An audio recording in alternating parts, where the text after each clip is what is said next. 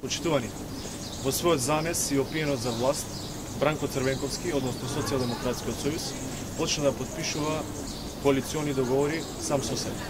Очекуваме овие денови Бранко Црвенковски да подпише коалиционен договор со Игор Ивановски Шеман, Јани Макредули, Емилијан Станковиќ и Наташа Савов. Во својот очај од слабите позиции и после 2 години од враќањето на политичкиот ринг, Бранко Црвенковски и ваквите договори ќе се обидува да ги представи како врвен успех во политиката во Република Македонија.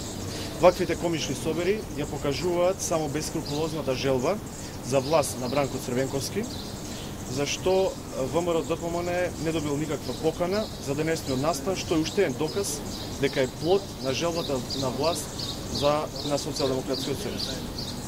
Никој во оваа држава нема право да држи монопол над целта за интеграција на Република Македонија во Европската унија, а посебно не политичари кои нанесоа недоместливи штети во изминатите 20 години на своето политичко делување.